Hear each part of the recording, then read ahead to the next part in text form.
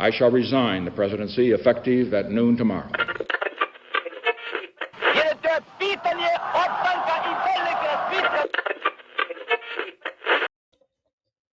Sejam todas e todos muito bem-vindos a mais um episódio de Mundo de História.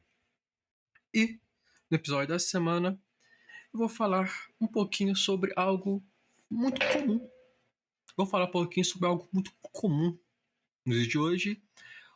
Falar sobre a origem. Falar sobre como nós passamos a lavar as mãos. Que aqui é um podcast de história. E eu acredito que é uma história interessante a ser contada. Para nós falarmos de história, nós temos que viajar para o século XIX, mais precisamente para 1818. Em 1818, nascia na atual Hungria, perto de Budapeste, um jovem rapaz chamado Ignaz Semmelweis. Perdão pela pronúncia, não sei muito bem falar húngaro, mas o fato é que Ignaz cresceu, entrou na faculdade, inicialmente de Direito, porém trocou de curso, indo para a medicina em 1837. Formando-se 7 anos depois, se especializou em obstetricia, no cuidado e na realização de partos, cuidado com mulheres grávidas. Trabalhando no Hospital de Viena, ele percebeu uma situação interessante. O hospital tinha maternidade, que inclusive na época era usada como uma forma das mulheres pobres ou de baixa poder aquisitivo conseguirem ter o seu filho de forma gratuita, e até mesmo era uma forma de segurança para que as mulheres que estivessem com filhos bastados na barriga não tivessem filhos mortos. Então a maternidade era também um lugar de segurança. Mas, ao mesmo tempo que era segurança, tinha um problema. A maternidade do Hospital de Viena tinha 2 clínicas diferentes. E ambas tinham um problema em comum: a febre do parto. Uma doença, uma febre que surgia após mulheres darem à luz a seus filhos ou filhas. E uma situação problemática, pois em 44, na clínica 1, assim que eu vou chamar para ficar mais fácil, 10% das mulheres que pariam morriam por conta dessa febre, e na clínica 2, cerca de 4% das mulheres morriam. Essa forma negativa das clínicas era tão alta que muitas mulheres preferiam parir na frente do hospital do que no próprio hospital. Isso gerou uma situação interessante na cabeça do Ignaz. Médico, formado, estudioso, ele percebeu que as mulheres que pariam na rua, elas não tinham uma taxa de mortalidade por doenças, por infecções generalizadas, por a febre do parto, como as mulheres que pariam dentro do hospital. Como que isso é possível? Nós temos que lembrar que estou falando do século XIX, em momento que a medicina, apesar de ter avançado muito comparado nos séculos anteriores, ainda era muito problemática. Não havia tratamentos para muitas doenças.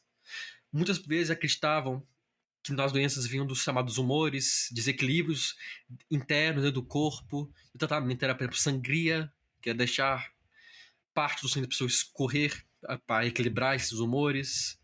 De uma época que nós não tínhamos antibióticos, nós não tínhamos conhecimento sobre a vida de micro-organismos. Mas Ignaz foi atrás de tentar entender.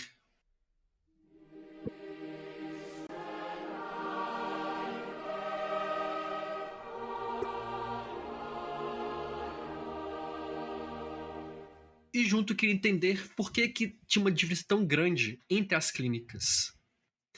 Porque ambas as clínicas faziam o mesmo trabalho. Então, o que diferenciava? Ele achou que seriam por odores, mas testou as hipóteses dele, nada indicava que odores em si estavam ligados à disseminação de doenças, uma ideia que era comum na época, que as pessoas acreditavam que maus cheiros geravam doenças. Mas tinha uma diferença que percebida por Ignaz. A Clínica 1 é atendida por estudantes de medicina e médicos. E esses muitas vezes saíam direto de uma sala de necrópsia para realizar o parto.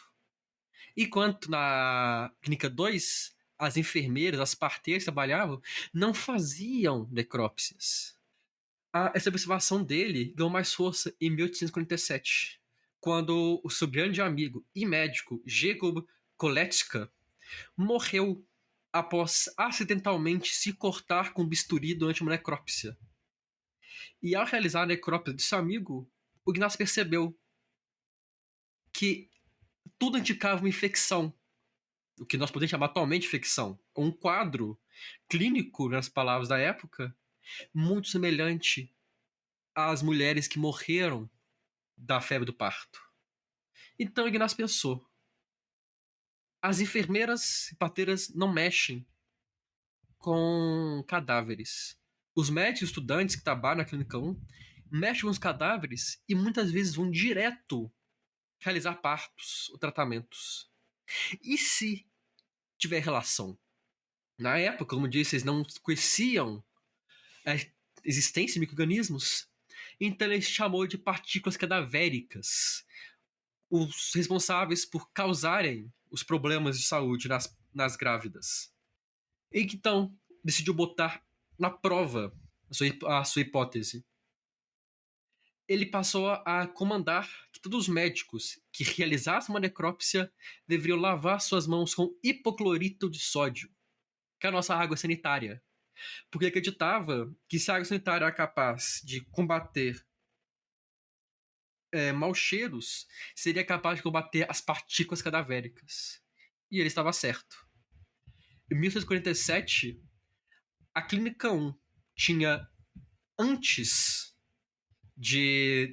dessa descoberta de Ignaz, uma taxa de letalidade de 18% nos partos. Em agosto do mesmo ano, cerca de 2, 3 meses após a descoberta, a taxa caiu para menos de 2%. Ignaz, nesse contexto, nesse ano, descobriu a importância de lavar a mão. Algo que nós usamos até os dias de hoje para evitar doenças como doenças causadas por parasitas. A própria Covid, a prática da Covid é mais combatida pelo uso de máscara, mas não se pode negar também a importância de lavar a mão. E o que leva a uma outra questão. Quantos brasileiros hoje têm acesso à higiene básica? Quantos brasileiros têm acesso a água limpa e sabão para lavar as mãos? De acordo com dados do Senado do ano passado, cerca de 35 milhões de brasileiros não têm água tratada e cerca de 100 milhões não têm esgoto. Nós acabamos de ver nesse episódio como a higiene, como o simples ato de lavar a mão é de extrema importância para o combate a doenças. Mas nós estamos em um país em que quase 50% da população não tem acesso a esgoto. E que mais de 10% da população não tem como lavar a mão. Esse é o caos sanitário que o Brasil vive. Esse episódio serve também para isso. Para chamar atenção para a situação que afeta o nosso país. Uma situação a qual nós temos que pressionar nossos representantes no Congresso Nacional para mudarem. Saneamento básico é um direito de todos e é de extrema importância para se ter uma saúde e uma vida digna.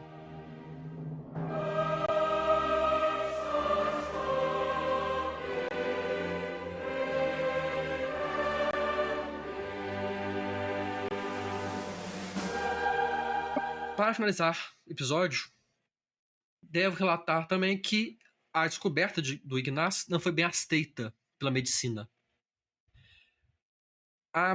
As hipóteses médicas da época não batiam com a ideia de Ignaz de que lavar a mão era importante. Médicos, inclusive, se sentiam ofendidos por serem obrigados a lavar a mão, defendendo que uma pessoa da classe alta como eles não eram sujos, mostrando muito o classismo da época, mostrando como a aversão à pobreza, à aporofobia existia naquela época. Dizendo, olha só, eu sou rico, eu sou muito mais limpo que ele que é pobre e é sujo. Essa era a visão da época. Uma visão que, inclusive, permanece nos dias de hoje. O fato é que as ideias de Ignaz só foram realmente aprovadas e tiveram atenção devida anos depois de sua morte, após os estudos de Koch com os micro-organismos, Pasteur também com os micro-organismos, que fez toda a pasteurização. E nós estamos falando de anos depois da morte do nosso querido médico. E o Ignaz, ele foi internado em uma clínica psiquiátrica ou um sanatório por conta de um quadro de depressão e de um quadro de Alzheimer, que levava ele a ter uma certa demência. As fontes dizem que era impossível ter uma conversa com ele, porque toda conversa ele levava de volta para a febre do parto. Então ele ficou muito traumatizado, muito estressado por conta da situação. E ele foi então internado em 1965, vindo a falecer 2 semanas depois, após ser assassinado por guardas do próprio instituto.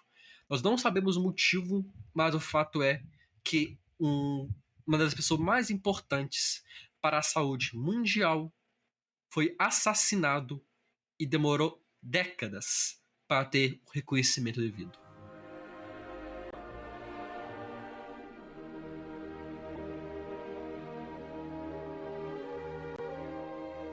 Eu agradeço a todo mundo que escutou o episódio até aqui.